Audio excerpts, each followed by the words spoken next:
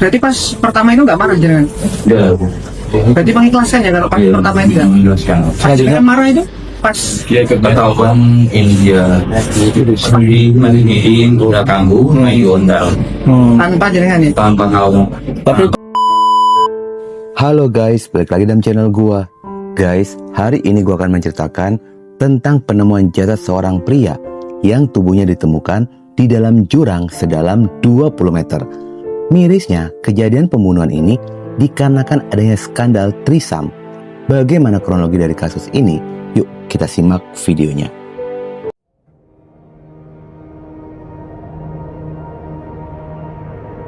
Kisah dan kasus ini bermula pada hari Sabtu tanggal 26 Juli 2025 jam 13.05 yang berlokasi di Jalan Penghubung Betekel Purwokerto, tepatnya di Duku Guyangan, Desa Purwokerto, Kecamatan Kayen Pati, Jawa Tengah. Pada siang itu, ada seorang pria bernama Margiono berusia 24 tahun. Margiono ini sedang berburu biawak menggunakan senapan angin.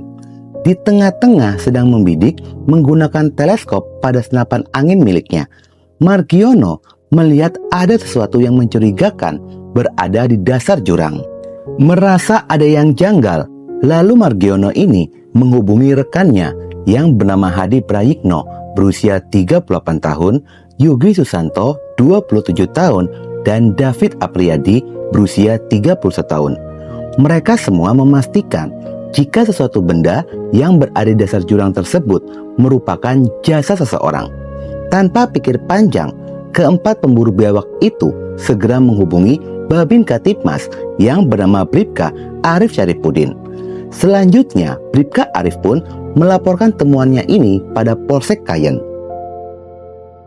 1 jam berikutnya, tepat jam 14.10, pihak kepolisian pun tiba di lokasi penemuan, melakukan evakuasi pada tubuh jasad yang ditemukan. Ketika beberapa polisi sudah berada di dasar jurang, jasad tersebut pun teridentifikasi merupakan seorang pria yang kondisinya sudah menghitam dan membusuk. Lidah menjulur keluar, tali tambang melilit pada leher dan terhubung pada kaki korban. Melihat kondisi korban pada saat ditemukan mengindikasikan adanya unsur kekerasan atau jasad pria ini merupakan korban pembunuhan. Selanjutnya, jasad korban pun segera dievakuasi menuju RSUD Suwondopati untuk dilakukan proses otopsi oleh tim dokter forensik. Selain jasad korban yang ditemukan, pihak kepolisian pun berhasil mengamankan sejumlah barang bukti, yakni karung putih robek yang membungkus tubuh korban, bantal merah kombinasi putih, dan kaos singlet berwarna putih dengan bekas darah yang sudah mengering. Selain itu, pihak kepolisian pun mengungkap ciri-ciri pada korban seperti baju kaos berwarna pink yang bertuliskan Arabella dan celana pendek merek Falcon, termasuk adanya bekas jahitan di 4 jari tangan kanan akibat patah tulang. Penemuan jasad pria yang tidak diketahui identitasnya ini ciri-cirinya sangat mirip dengan laporan orang hilang yang diterima oleh pihak kepolisian. Orang hilang tersebut bernama Kuku Rianto berusia 34 tahun yang telah hilang selama 1 minggu lamanya. Pihak kepolisian pun segera menghubungi pihak keluarga untuk dilakukan proses identifikasi. Setelah keluarga korban mendatangi rumah sakit, keluarga pun memastikan jika jasad pria tersebut benar adanya Kuku Rianto yang telah dilaporkan hilang. Sementara itu, hasil dari otopsi diperkirakan korban ini telah meninggal dunia 8 hari sebelum ditemukan, serta adanya luka hantaman benda tumpul pada bagian kepala korban yang mengakibatkan pendarahan pada otak korban. Pihak kepolisian pun sedang menggali keterangan dari berbagai pihak, termasuk keluarga korban. Pada sisi lainnya, latar belakang dari Kuku Rianto itu sendiri diketahui korban ini telah memiliki seorang istri yang bekerja menjadi seorang TKI di Singapura dan telah memiliki 1 orang anak yang masih duduk di bangku sekolah dasar. Selain itu, Kuku pun bekerja sebagai operator sound system dan buruh kasa serabutan. Setiap kali ada pekerjaan, biasanya Kuku pergi 2 hingga 3 hari. Berdasarkan kesaksian keluarga, Kuku Rianto ini dikenal sosok pria pekerja keras dan tidak memiliki musuh. Menurut kesaksian dari ayah korban yang bernama Sutikno, dirinya terakhir kali bertemu dengan Kuku pada hari Sabtu malam tanggal 19 Juli 2025. Saat itu, Kuku berpamitan hendak mengantarkan timun pada bos tempatnya bekerja. Namun sejak kepergian terakhir kalinya itu, ponsel milik Kuku tidak bisa dihubungi, hingga akhirnya Kuku ditemukan tidak bernyawa di dasar jurang. Sementara dari hasil penyelidikan, pihak kepolisian pun mengaku telah berhasil mengantongi identitas dari pelaku pembunuhan. Namun, polisi masih merahasiakan identitasnya dengan alasan sedang melakukan penyelidikan secara intensif serta mencari bukti. Dan setelah berhasil mengumpulkan semua bukti, polisi langsung menangkap seorang pria bernama Adi Wibisono berusia 34 tahun. Pelaku ini ditangkap di rumah orang tuanya tanpa melakukan perlawanan. Mirisnya, pelaku ini merupakan tetangga dan kerabat korban. Abot lho wis mbok rencanano tampar sing potongan iku mang mbok nggo tali kanan kiri mbok jek gule kok budi ku mang Dan ngetok tali gue juga kan podo tali tali anyar iku mang persis plek kok. sebelah iku malah Terus dilus Setelah dilakukan interogasi oleh pihak kepolisian, pelaku pun mengakui perbuatannya telah membunuh Kuku Rianto dengan cara dihantam pada bagian kepalanya menggunakan batu sebanyak 3 kali. Sementara motif pada pembunuhan ini dikarenakan pelaku sakit hati kepada korban. Kalau wong itu istilahnya orang sepertikan hewan ya, yang pelakunya ya harus dihukum seberat-beratnya. Wong itu nyawa harus saya balikan ya nyawa. Kronologi dari pembunuhan ini bermula pada bulan Mei 2025. Istri dari pelaku mengajak suaminya, pelaku Adi, untuk melakukan fantasi trisam. Awalnya, Adi ingin melakukan bersama 2 orang wanita. Namun permintaan itu ditolak oleh istri pelaku. Sang istri menginginkan jika ingin melakukan trisam dengan syarat dilakukan bersama 2 orang pria. Mendapatkan persyaratan itu, pelaku Adi pun mulai mencari pria yang bisa diajak untuk melakukan trisam bersama pelaku dan juga istrinya. Setelah berpikir, pilihan itu pun jatuh kepada korban Kuku Rianto.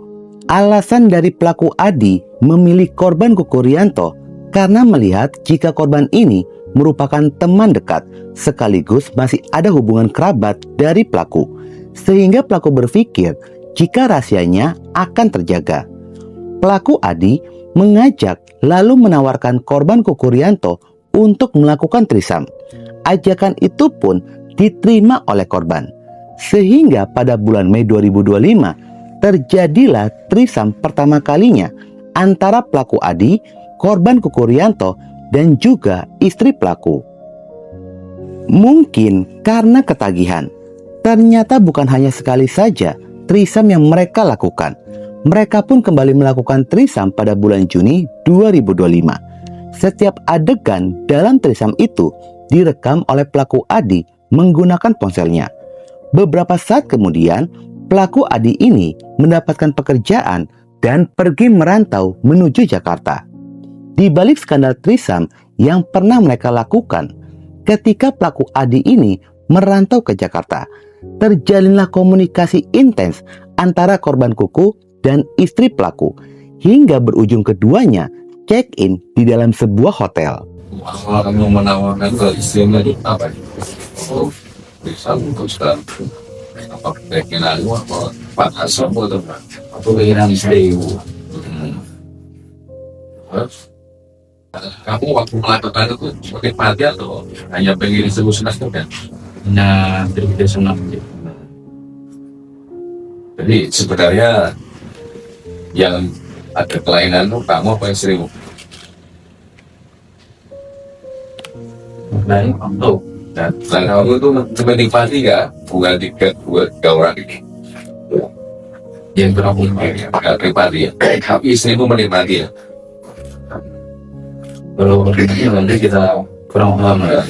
Nah, istrimu sama korban ini melakukannya itu dalam kondisi suka sama suka apa suka sama suka. Singkat cerita, pada tanggal 17 Juli 2025, pulanglah pelaku Adi ke rumah, langsung melepas rindu kepada sang istri. Usai dari ganti oli itu, pelaku Adi memeriksa ponsel sang istri yang ternyata pelaku mendapati adanya pesan mesra serta foto istrinya bersama dengan korban di kamar hotel. Sontak saja pelaku pun langsung marah kepada sang istri dan istrinya pun mengakui baru 1 kali check-in bersama dengan korban. Sebelumnya, pelaku Adi ini sempat menegur korban Kuku lantaran pelaku pernah menemukan pesan mesra antara korban dengan sang istri. Lalu, pelaku memperingatkan korban Kuku agar jangan pernah mengirimkan pesan kepada istrinya dan pelaku pun memaafkan kejadian tersebut. Menurut pengakuan pelaku yang membuat dirinya marah karena korban dan istrinya diam-diam melakukan hubungan badan di belakang pelaku. Awalnya, meski sudah mengetahui hal tersebut, pelaku mengaku memilih diam dan tidak marah kepada korban Kuku. 2 hari kemudian, yakni hari Sabtu, tanggal 19 Juli 2025. Pada sore itu, pelaku memanggil korban Kuku ke rumah pelaku. Pelaku ini mengaku tujuannya bukan untuk membunuh korban Kuku, melainkan pelaku ingin memberikan uang bensin yang lupa dia berikan kepada korban. Lantaran korban Kukulah yang menjemput pelaku Adi saat pulang dari Jakarta. Saat berada di rumah pelaku Adi, pelaku ini mengajak korban Kuku untuk minum miras bersama. Awalnya semua berjalan baik-baik saja. Dalam pengaruh alkohol, tiba-tiba muncullah emosi dan niat ingin membunuh korban Kuku. Lalu pelaku menegur korban hingga berujung perdebatan dan keributan di antara keduanya. Di tengah-tengah korban ini tengah lengah, pelaku mengambil batu lalu dihantamkan pada kepala korban sebanyak 3 kali hingga membuat korban pun kehilangan nyawa. Setelah korban Kuku ini tergeletak di lantai, pelaku pun baru menyadari jika dirinya telah membunuh korban Kuku. Lalu pelaku menyeret dan menyembunyikan tubuh korban di belakang rumah. Pada hari Minggu tanggal 20 Juli 2025 jam dini hari, pelaku kembali lagi mendatangi tubuh korban dan melepaskan pakaian korban yang hanya menyisakan celana dalam saja. Lalu mengikat tangan, kaki, dan leher menggunakan tali. Kemudian memasukkan jasad korban ke dalam karung dan membawa jasad korban menggunakan sepeda motor, lalu dibuang ke dalam jurang sedalam 20 meter. Lalu setelah kamu buang, apa perasaan korban yang kamu buang? Setelah kamu bunuh, kamu buang, apa yang kamu rasakan? Yang takut, nggak bisa tidur, masa bersalah berat. Terus kamu berusaha kabur apa? Enggak, Pak. Udah bisa soalnya itu kan saya pulang itu kan keadaan sakit gitu. Atas perbuatannya, pelaku pun terjerat pasal 340 KUHP pembunuhan berencana dengan ancaman hukuman maksimal yakni pidana mati. Oke guys, sekian dulu video gua hari ini dan jangan lupa ikuti terus video gua. Oke?